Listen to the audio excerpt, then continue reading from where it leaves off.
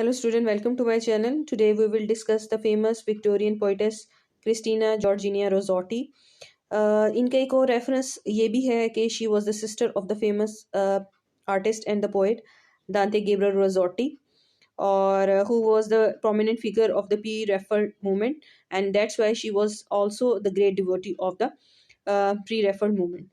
और pre-refer movement के बारे में मैं थोड़ा सा आपको बताना चाहूँगी। ये वो मूवमेंट थी जिसमें जो एक ग्रुप ऑफ पोइट्स थे, पेंटर्स थे, they decided to go to back to that renaissance time period and medieval time period when the artists and the poets were doing their work in their natural style instead of the Raphael style, जिसमें आप जो थे idealised वे को adopt करते हुए आप paint कर रहे थे, राइटिंग स्टाइल को अडॉप्ट कर रहे थे। क्रिस्टीना जो रिजोर्टी थी, she was the very religious personality, self developed self explored personality थी।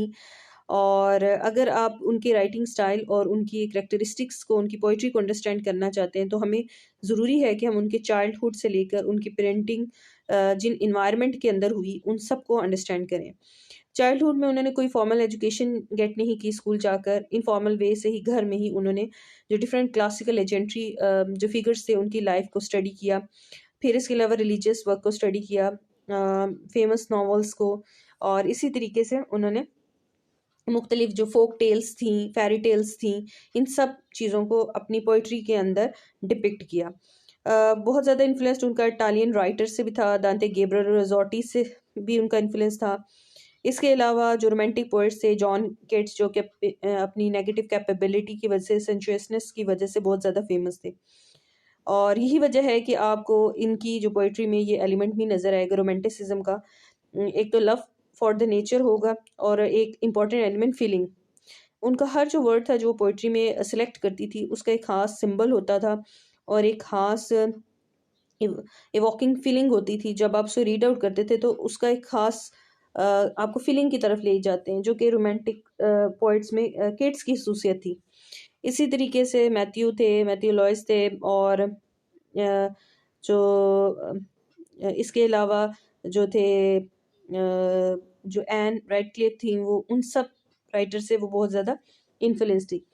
इसी तरीके से अगर हम देखें उनके राइटिंग स्टाइल को, तो ज़रूरी है हम थोड़े से विक्टोरियन एज के करेक्टरिस्टिक को अंडरस्टैंड करें। It was the age of the industrialisation, age of science and technology, जहाँ न्यू से न्यू डिस्कवरीज आ रही थी, science, technology, archaeology, biology, textual analysis of Bible किया जा रहा था। और इसके अलावा जो न्यू थेरीज थी वो आ रही थी, like Charles Darwin theory of evolution, जिसने रिलीजन पर बहुत ज़्यादा गहरे जो थे असरात मुरतब किए।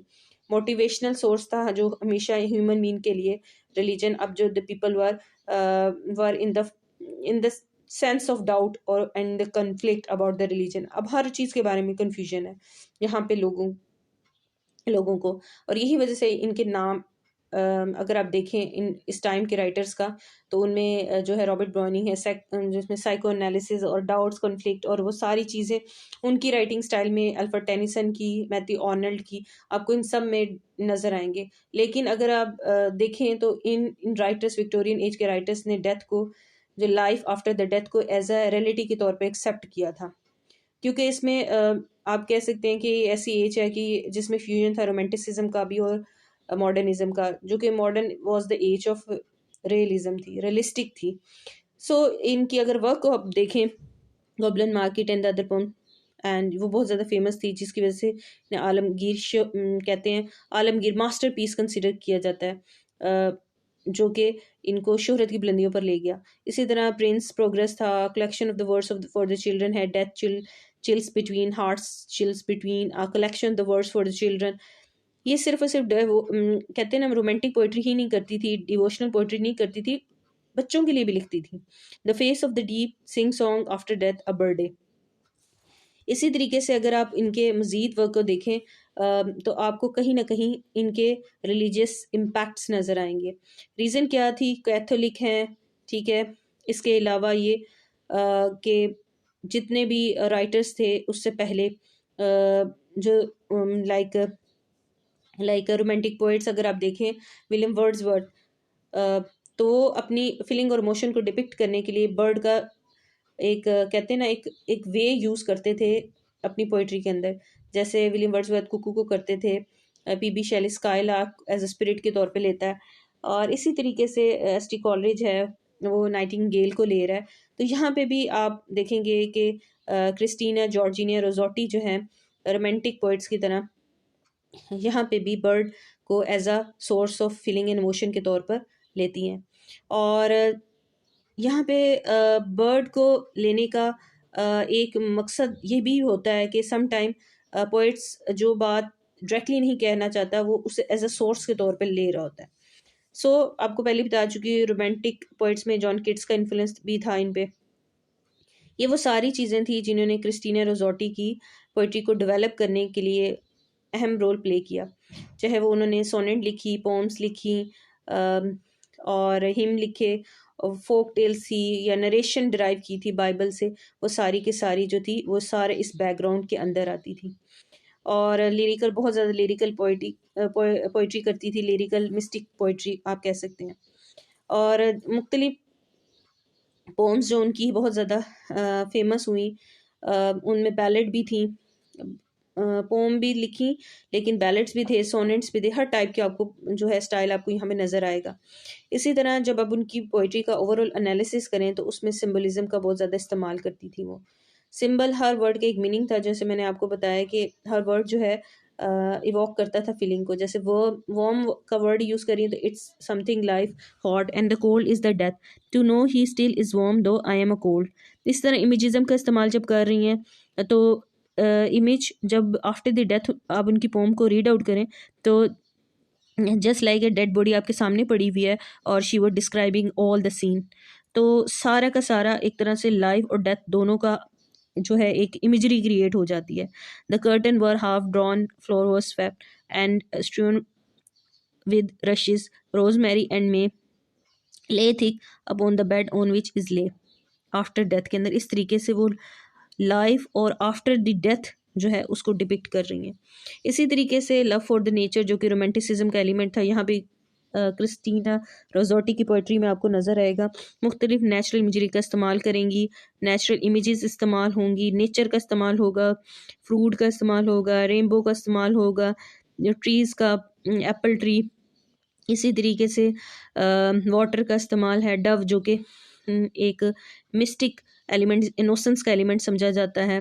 पीकॉक जो होता है वो ग्लोरियस बर्ड के लिए, ग्रेप्स इस्तेमाल, और इसी तरीके से वाटर परगेशन का element, rainbow is the promise of the god to the new, के everything will be cool down, कि अब जो है फ्लड नहीं आएगा। So it represent the biblical reference. और इस तरह वो जो वाटर होता है it's a symbol of the fertility होता है, न्यू लाइफ होता है, और जिससे जितना भी वेजिटेशन होता है उसे वाटर मिलता है।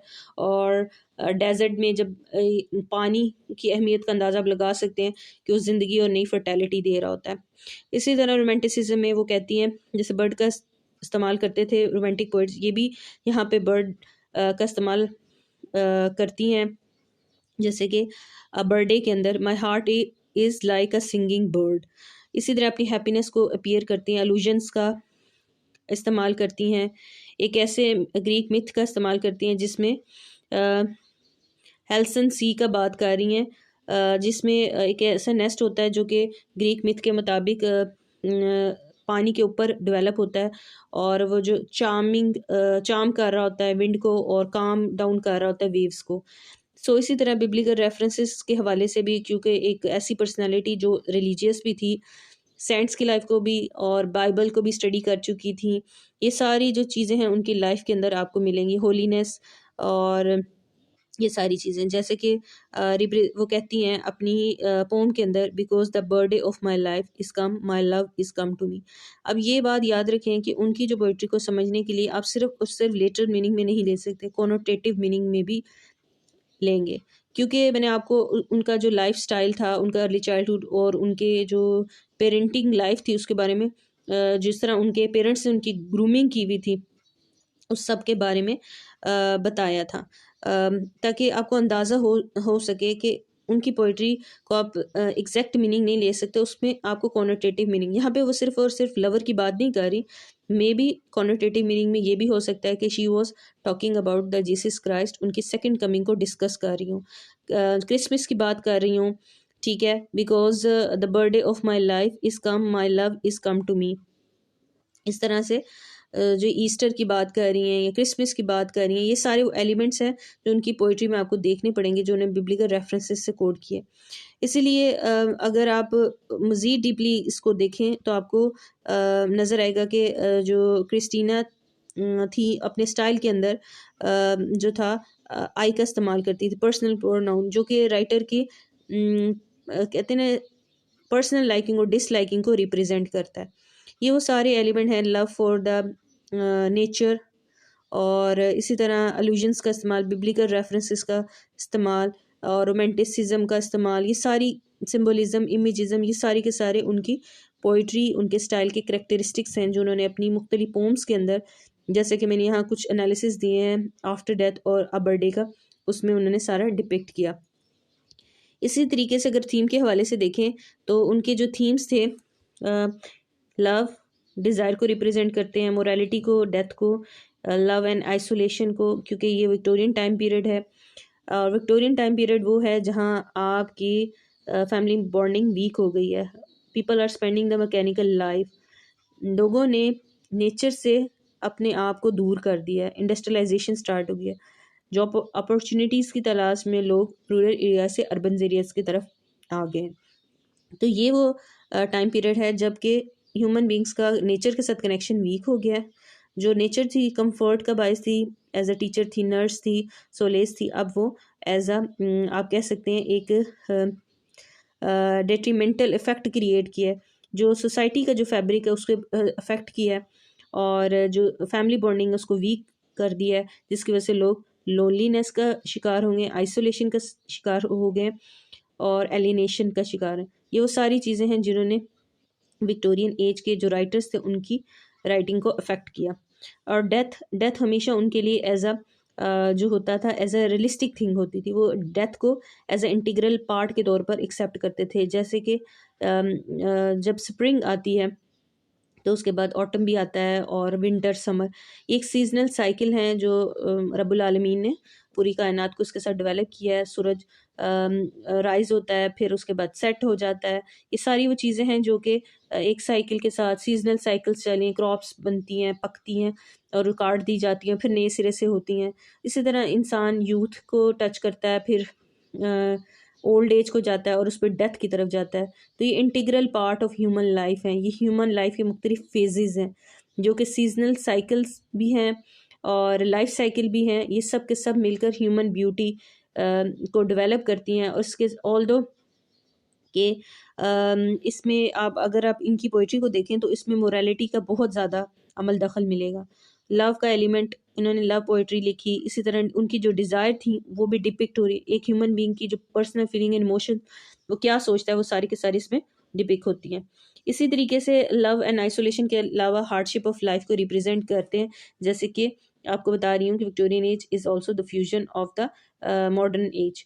अब जो है मॉडर्न एज की तरफ मूव कर रहे हैं, उसके ट्रेसेस आना शुरू हो गए।